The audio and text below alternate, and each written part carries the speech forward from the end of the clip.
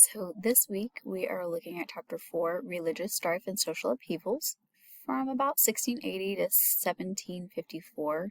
And this chapter, it has a lot of really cool and interesting stuff in it, like the Salem witch trials to begin with. And also it talks about a lot about religion, especially at the end, because religion was so important to the colonies at this time. And it's Christian denominations that are important, but one thing I want to point out is, for the most part, in most of the colonies, if you were a man, because only men could vote, you had to also be a member of the church. You had to be a landowner, which means you had to be wealthy in most colonies, and you also had to be a member of whatever church that colony adhered to. So for some colonies, it was you had to be a member of the Catholic faith, or you had to be a member of the Calvinist faith, or the Quakers, like in Pennsylvania. So religion and politics were very, very closely aligned. And it's not until later that we're going to have that separation. Now it's known as separation of church and state. You do not have to be a member of a certain church or a certain religious belief in order to vote.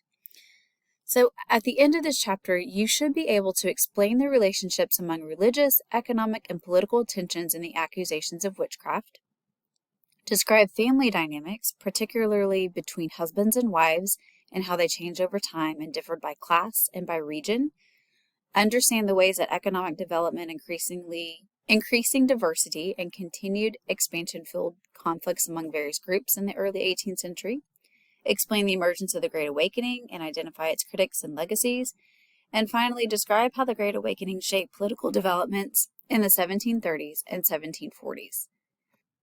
Religion is such a major part, like I said, of the colonies during this time. And one thing I do want you to read through is this opening comparing American histories, like this Gilbert Tennant and one of this young lady named Sarah. And that's her grave. But Sarah has a very interesting story. She becomes pregnant out of wedlock.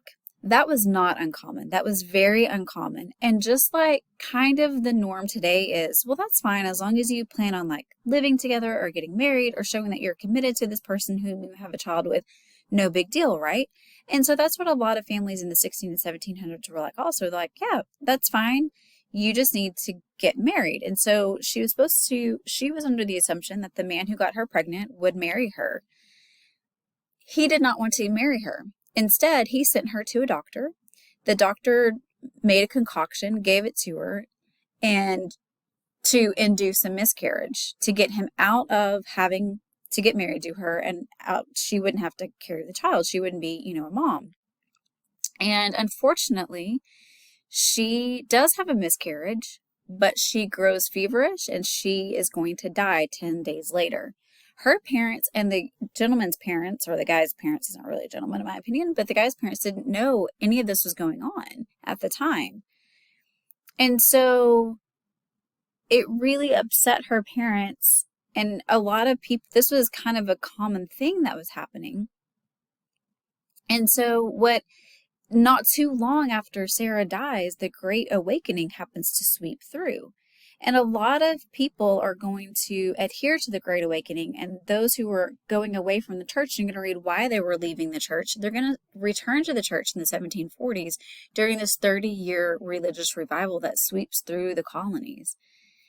But we see stories like this, like that's such a tragic story that happened. The Salem witch trials are another tragic story that happens. Watch the video. There's a 4-year-old little girl that's convicted of being a witch, and she has to say that her mom's a witch so that they'll spare her life, and she gets released from prison after that.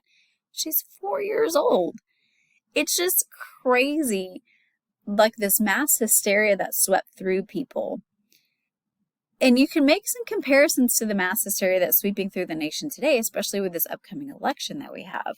But kind of pay attention to just how ridiculous some people get during this time and kind of let their emotions take over. They don't let common sense take over. And also keep in mind, this is at a time when we believe in ghosts and spirits and superstition and they control our world. We don't have the science just yet to explain why certain things happen a certain way. So there is that. that's largely playing into this. Like I said, this is such an interesting chapter. There's so much going on. You're going to learn about the patriarchal family. You're going to learn about witches and then, this huge religious revival that sweeps through. And the religious revival, what it does to colonial politics. See if you can pick up on that at the end of this chapter.